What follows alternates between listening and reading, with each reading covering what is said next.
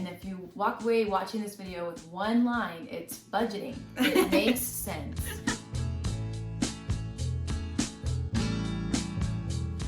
Welcome back to Dime Days. I'm Abby. And I'm Bree. She's a 7. She's a 3. And today we're giving our 2 cents on how to budget. That's right. So make sure that you guys are subscribed to our YouTube channel. That way you guys get notifications every time we post. And make sure that you're following us on Instagram for weekly updates and stories. And giveaways. Awesome. So let's go ahead and jump into it. All right, let's do it. So today we're talking about how to budget, and the first question is, how did you feel about your spending this week? Yeah, so our last 2 videos were what we spend in a week, and I felt pretty good about it. I spent about $1,200, about $350 of that or so was for my new office, which if you guys want to see what my office turned out like, make sure you guys watch that video, it's at the end. And then other just, miscellaneous spending, so there's some bills that came out. We paid off our washer and dryer. Ooh. So yeah, I'm pretty happy. I don't think that I spent anything I shouldn't have, which can happen for sure. Which happened to me. As you guys know from the video, we had an unfortunate circumstance of rats this week.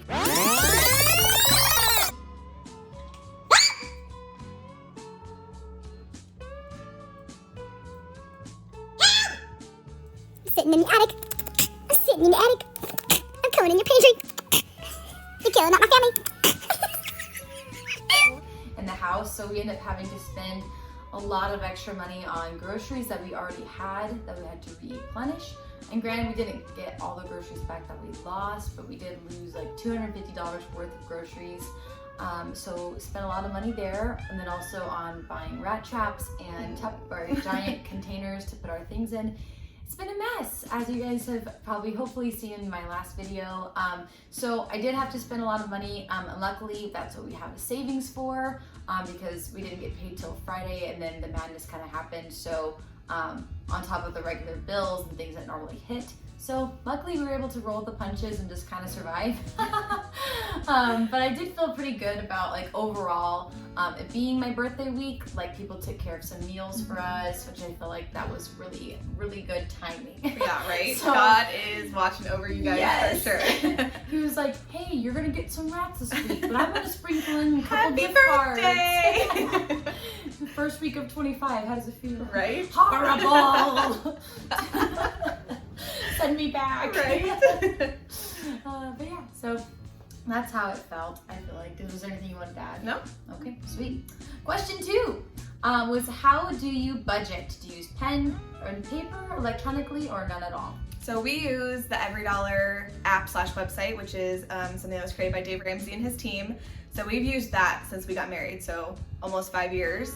And that's how we budget, because we can have it on my computer, which is where I prefer to do the budget. And then I have, we both have the app on our phone where we add the transactions. So we like that a lot. It's pretty cool.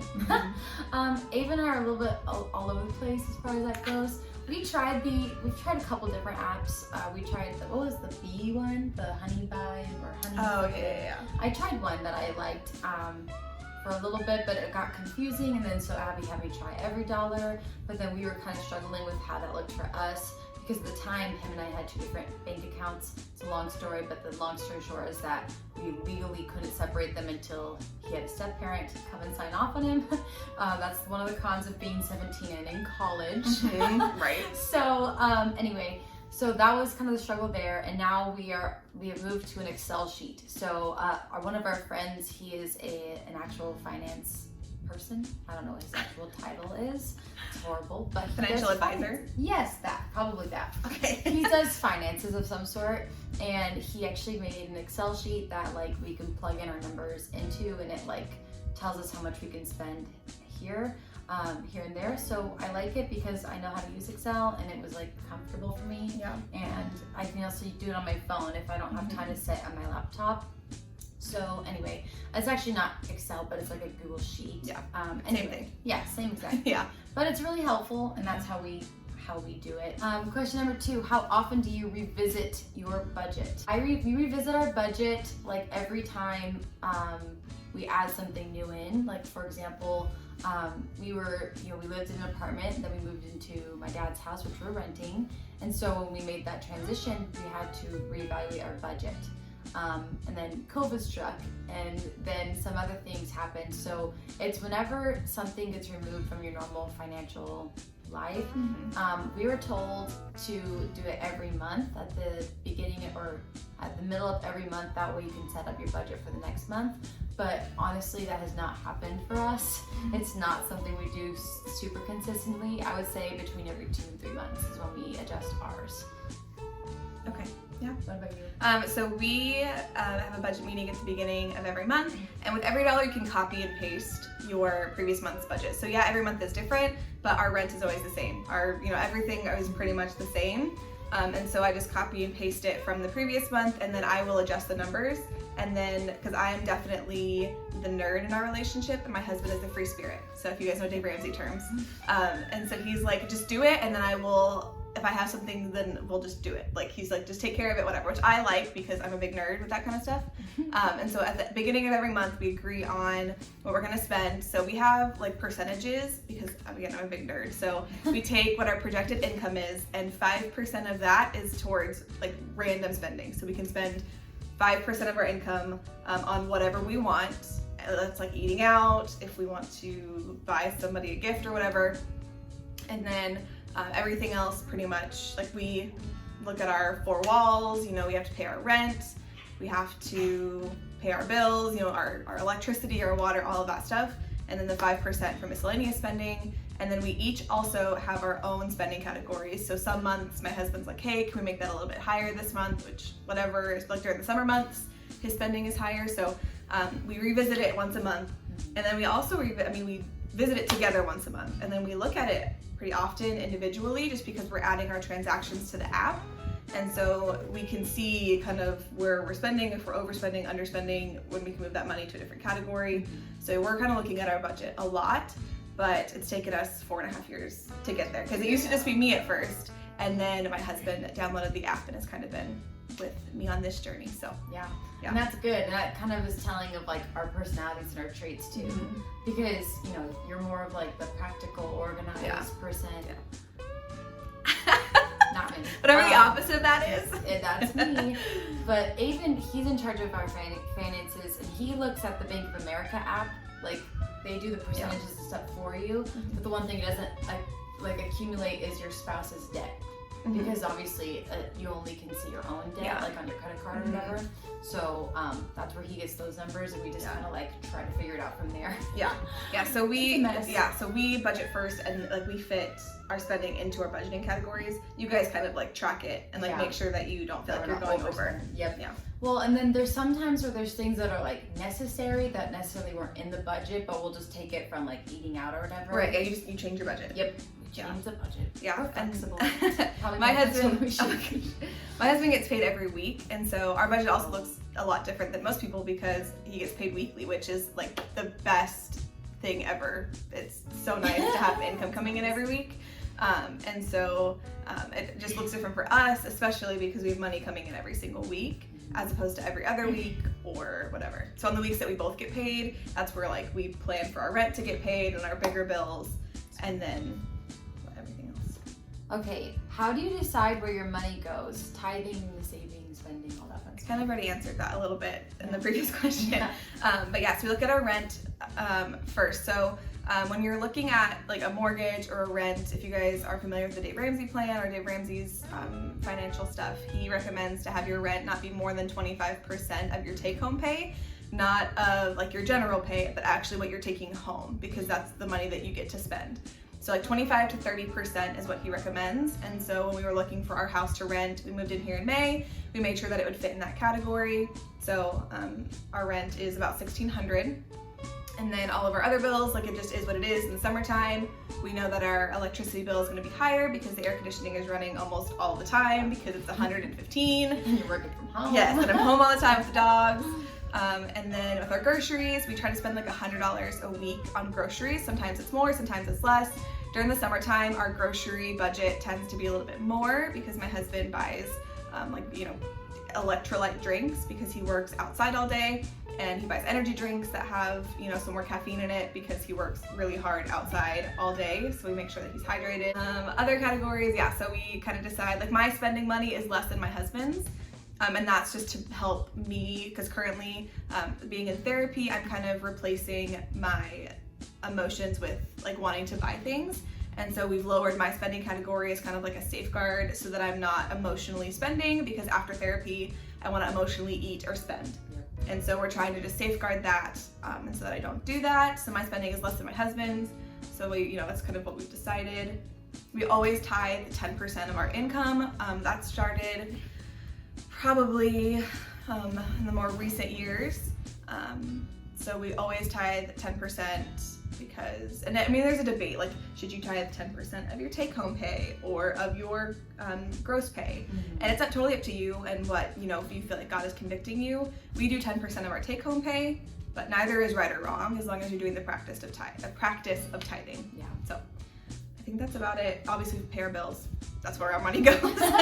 And then we also, so we have our budgeted amount of what we think our income is going to be. And then since my husband gets paid every week, every time he gets paid over what we expect him to get paid that week, we take that money and we put it into anything over goes into a different account. And at the end of the month, we decide, okay, we're gonna pay debt off with this or are we gonna save this, depending on what happens that month. So kind of the long explanation of where our money goes. Kind of echoing what Abby was saying, obviously the first thing that takes priority when it comes to where my money goes is my responsibilities as a person to survive as an adult. So that's like rent, our air conditioning, utilities, all the fun stuff. Right now, as I said, we're renting. So we're renting from my dad and we're splitting it with our roommates. And so rent is $1,700, but we're paying $950 and then they're paying the rest. And then we split out all the utilities and everything in half. So like our budget is like technically cut in half, but then there's some months where things can't get paid by a certain date because of the way the bills come out. So we just keep them on our credit card and then we'll pay them off when we do get paid the following weeks. So like I said, the bills do come first. And then after that, it kind of depends on how health has been, because as you know, or maybe you don't know, I've had a lot of ups and downs with my health. And so we actually opened a separate account for specifically my medical bills because they have been creeping up on us. I just recently paid off my emergencies from earlier in 2020, and now we are into the latter end of that when I had pneumonia and skin infections and all the fun things. So that kind of comes next, but that's been like an ongoing struggle with how we pay for that. Well, and sometimes, like I know for you guys, like your insurance will cover it, so you'll pay it and then you get checks back. Yes. So, I mean, it's kind of confusing. Medical bills can be like a convoluted topic because you'll get the bill and you'll like, oh, I have to pay this. But then it's like, nope, your insurance actually took care of it. Right. So it's just very confusing. Yeah, that's exactly what Abby was saying. Like we paid off a couple of things and they sent us the checks back. And so we were like, oh, okay, I guess my insurance took care of this, which is great. Okay, all that being said, calculating and trying to figure out what we're going to spend our money on as far as like medications and things like that has been a long journey and a long process.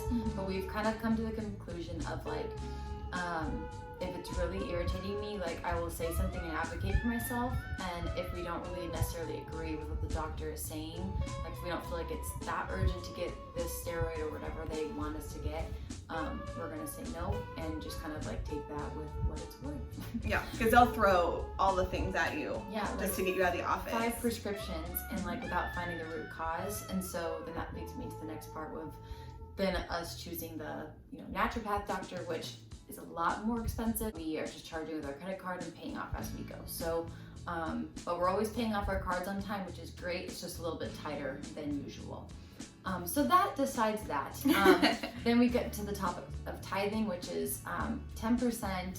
I've been tithing faithfully since I was a sophomore in college. I felt very convicted about that, and anyway, I've seen God provide for me in many different seasons of my life. As far as spending goes, we pretty much have like a little bit of extra spending money because I had a couple other side hustles, but now that those side hustles are over because of COVID, we are spending a lot less. So now we talk about like the bigger spending things like, hey, I think we need this for the grill, or hey, I shattered our crock pot yesterday. So we have to budget for a new crock pot because we use that all fall long. Like we're making jambalaya, we're making soups, we're making chili, like we use it all the time. So that's something we have to figure out soon. So anyway, we just kind of go based on like what we need and not necessarily what we want, but there's some times where if we do have the extra money in the budget, we can get something nice, like maybe a bottle of wine or like a toy or a treat or something. So I said toy, I mean like... You're such a 7 to say toy. I know, I'm like, I mean more like, you know, like fun stuff. Yeah. That's what I think. So yeah, that's kind of where my money goes. Yeah. That was a long answer. Right, well, your money goes a lot of places. It's very thorough because I feel like not a lot of people my age have a lot of medical bills, but that I feel like that needs to be talked about. For sure. All right, what are your current money goals?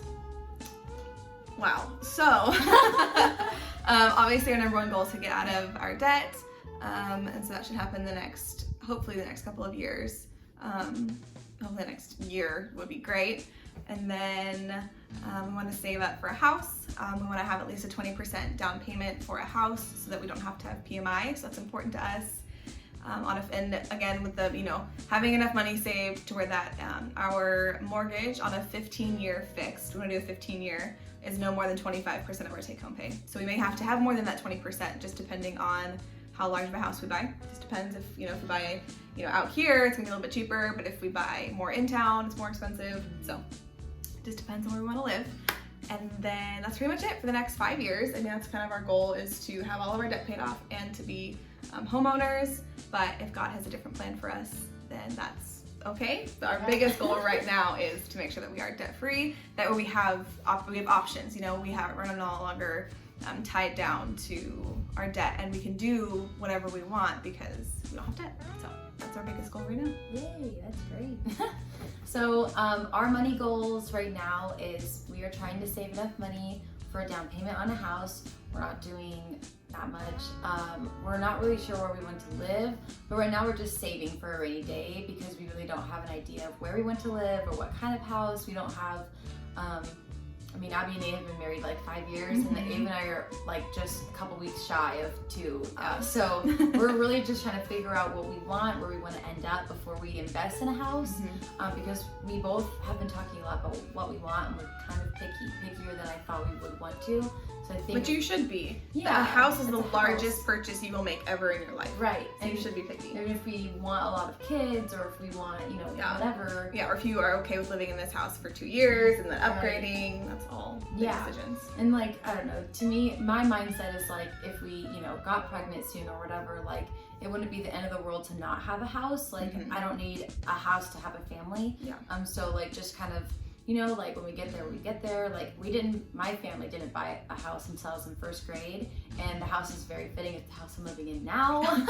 So, I don't know, to me it's just like, I'm not in a rush to buy one, because we don't know where we want to end up, and Aben's still in his master's program. Yeah. So I think once he graduates from that and gets his big boy job, then we'll kind of see where we end up. But anyway, all this being said, our goal right now is just to save money for a rainy day, have it locked away, and then to be paying off our student loans.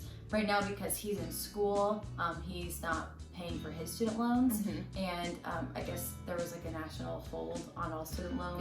Yeah, they're on 0% deferred with no penalties because of the pandemic until 2021, which is awesome. Which you can pay on your student loans still, but which is, I think, great, because then you're paying. Technically, you can get your student loans paid off faster because there's 0% interest. So that's, if you can pay your student loans right now, I would recommend that, because then you're paying them off technically faster. But anyway, all that being said, that's kind of what we decided to do with that. We just have a couple of beliefs about our spending, and it's to be good stewards of the gifts that we've been given. And so that's with like our time and our finances. And so we may not be like debt free for a while because of his master's, his choice to get his master's. However, we're going to try to be good stewards of it by paying it off faithfully each month once he's out of school. So I think that's as good as we can do with the finances we have, the cards we've been dealt, type of thing. And I think from there we just kind of have to figure it out. Remember that if you're struggling with your finances, all you need is a little bit of change. Just kidding. That's funny. Yeah, and I know right now it's a kind of a crazy time to be talking about budgets, but I think that's why it's so important to be talking about budgets, because there's a lot of people that have lost jobs, loss of income, and you have to know where your money is going in order to live in this current world, right? Like it's silly that money has such a power over us, but that's the world that we live in, so we have to be responsible with it. So now more than ever, especially as people are swinging back into their jobs, it's so important to be budgeting, because people have been on unemployment, and maybe they were getting paid more with unemployment because that was happening because of the boost that was given to the unemployment benefits. So then they were spending more, and then they have to reel in their spending. So there's just so much that can go into budgeting after a pandemic. But the first thing that I would do is list your income. How much are you bringing home every month? Okay, what's your rent? How do you pay for food? How do you pay for transportation to get to work? And then how do you clothe yourself, right? Like, how do you make sure that you are, in the wintertime you are warm, in the summertime you are not dying of heat stroke with sweatpants on. Yeah. Those are the most important things. And then from there, that's all discretionary, non-essential spending if you are in a spot where you're struggling. Yeah. So. And I want to speak into like that too, because as a 7, like my philosophy for a long time was like, well, if it makes me happy, buy it. That was kind of my issue in high school and college.